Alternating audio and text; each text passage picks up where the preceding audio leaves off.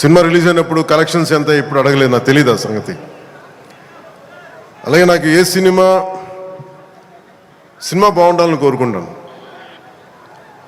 నేను ఎప్పుడు తెలుగు సినిమా, తమిళ సినిమా ఇలా చూడండి. నేను ఇండియన్ సినిమా అనుకుంటాను ఎప్పుడు. నేను భారతీయ చిత్ర పరిశ్రమ అనుకుంటాను తప్ప ఈ తెలుగు, తమిళ్ లేదంటే హిందీ ఇట్లా అనుకోని ఎప్పుడు. అలాంటి తెలుగు చిత్ర పరిశ్రమ ఈరోజు భారతదేశంలో ప్రపంచవ్యాప్తంగా అది ఆస్కర్ దాకా వెళ్ళి ఇది మన తెలుగు చిత్ర పరిశ్రమ తాలూకు గ్రేటెస్ట్ అచీవ్మెంట్ అది. అలాంటి తెలుగు చిత్ర పరిశ్రమలో నాకు చిన్నపాటి భాగస్వామ్యం ఉన్నందుకు చాలా ఆనందంగా ఉంటుంది.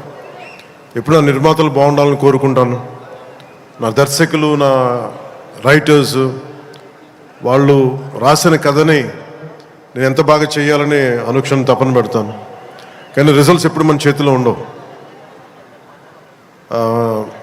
ఒకసారి నేను ఎప్పుడు సినిమాలు నాకు ఎప్పుడు పదే చాలా సందర్భాలు చెప్తూ ఉంటాను. నా వరకు ఒకే హీరో, అది మెగాస్టార్ చిరంజీవి గారు. సో ఎవరైనా నన్ను మెచ్చుకుంటా ఉంటే నాకు అంటే మన హరీష్ అన్నారు చిరంజీవి గారిని పిలవాలి అని నేను మాట్లాడుతాను, ఆయన ఫంక్షన్ పిలవాలి అది అంటే చెప్పాను. మీకు హీరో కావాలి అంటే నన్ను పిలవండి, మీకు తమ్ముడు కావాలంటే చిరంజీవి గారిని పిలవండి. చిరంజీవి గారి పక్కన ఉంటే ఏమైపోతుందంటే నేను హీరో అన్న సంగతి మర్చిపోతాను. నాకేం మాట్లాడాలో కూడా తెలియదు నాకు ఒక్కసారి.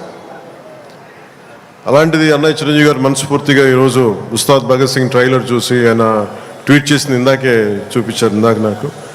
అన్నయ్య చిరంజీవి గారికి మనస్ఫూర్తిగా నా ధన్యవాదాలు తెలుపుతున్నాను. అలాగే మన రామ్ చరణ్ తను కూడా ట్వీట్ చేసినందుకు మనస్ఫూర్తిగా నా ధన్యవాదాలు తెలుపుతున్నాను. అలాగే దర్శకులు బుచ్చిబాబు గారు, పిఠాపురం నివాసి, సో వారికి కూడా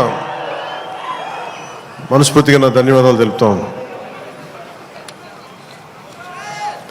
సినిమా స్టార్ట్ చేసేటప్పుడు ఎప్పుడు కూడా చాలా అద్భుతంగా రావాలి, 10 మందికి డబ్బులు రావాలని ప్రయత్నం చేస్తూ ఉంటాం. వన్స్ స్టార్ట్ చేసే ప్రాసెస్లో చాలా అడ్డంకులు ఎదుర్కొంటాం, చాలా ఇబ్బందులు ఎదుర్కొంటాం, చాలా కష్టాలు ఎదుర్కొంటాం. ఒకసారి సినిమా విజయం కొంచెం అడ్డు అంటే అందరికి ఇబ్బందిగా ఉంది, కొంచెం మీరు దయచేసి పక్కన కొంచెం పక్కన.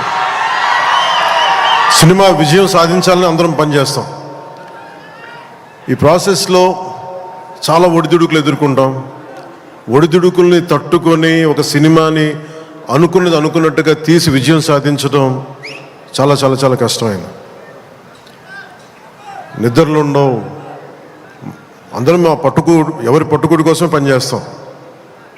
ఇది ఎవరిని ఉద్ధరించడానికి సినిమాలు చేయం, కానీ మా పని, మాకు ఇష్టమైన పని, మాకు ఉపాధినిచ్చే, మాకు తిండి పెట్టేది ఇది. సో ఎవరం కూడా సినిమా పోవాలని ఎవరు, ఏ హీరో కాదు, ఏ హీరో కూడా ఎవరు చేయరు. అందరూ బాగుండాలని చేస్తారు, కానీ అన్నిసార్లు పరిస్థితులు అనుకూలించు. నాకు ఈ సినిమా ప్రారంభించినప్పుడు హరీష్ శంకర్ని దర్శకులుగా మన రవి గారు తీసుకొచ్చినప్పుడు గబ్బర్ సింగ్ తర్వాత మేము చేయలేకపోయాం. మేము కూర్చొని సినిమా లేట్ అయింది. ఇందాక తను చెప్పిన రీజన్స్ కూడా నేను ఒకసారి దర్శకుడు నమ్మానంటే నేను నమ్మేస్తాను. సినిమా ఇంకా ఎలా వస్తుందో నాకు తెలియదు, కానీ చాలా బ్లైండ్గా నమ్మేస్తాను. ఏం చేయమంటే చేస్తాను. సో తను అనుకున్న ఒక కథను తీసుకొచ్చారు, దాన్ని పూర్తి స్థాయిలో ముందుకు వెళ్ళలేకపోయాం.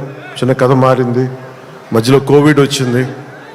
వీటన్నిటి మధ్య పాలిటిక్స్కి వెళ్ళాం. పాలిటిక్స్లో ఇప్పుడున్న పదవిని బాధ్యతలు తీసుకోవటం వల్ల వీటన్నిటి మధ్య ఎలా డేట్స్ ఇవ్వాలి అన్నీ కూర్చోబెట్టి నాకున్న ఈ విధులకి ఇబ్బంది కలగకుండా ఎలా చేయాలనేది రాత్రి పగలు కూర్చొని చాలా తక్కువ టైంలో చేశాను. ఈ సినిమా చూసిన తర్వాత నాకు ఒకటేమనిపించిందంటే, 48 రోజులు చేసావా హరీష్? ఒక 40-45 రోజుల్లోనే సినిమా ఫినిష్ చేశాను, మేజర్ సినిమా అంతా. అది కూడా కరెక్ట్గా చెప్పాలంటే రోజుకి నేను పొద్దున ఒక 2-3 గంటలు, సాయంత్రం ఒక 3 గంటలు అలా పనిచేశాను, కొన్నిసార్లు 5-6 గంటలు. అంటే నిజంగా ప్లాన్ చేస్తే నాకు సినిమాలు చేయొచ్చు అనే భరోసా ఇచ్చింది ఉస్తాద్ భగత్ సింగ్. తన హరీష్ అంత బాగా ప్లాన్ చేశాడు. అంటే ఒక దర్శకుడు చాలా బాగా చెయ్యాలి అంటే ఒక మూవీ, మైత్రి మూవీ మేకర్ సక్సెస్, వాళ్ళు తీస్తున్న వరుస విజయాలు కావచ్చు, పుష్ప కావచ్చు, రేపొద్దున్న పెద్ది కావచ్చు, అంతకుముందు తీసిన దూకుడు కూడా మీదే కదా, జనతా గ్యారేజ్ కానీ, శ్రీమంతుడు కానీ, సినిమాలంటే ఒక నిర్మాణ సంస్థకి ఇన్ని విజయాలు ఎందుకు వస్తాయి? అది కాకతాళీయంగానో చాలా యాక్సిడెంట్గా జరగవు. They must be great thought.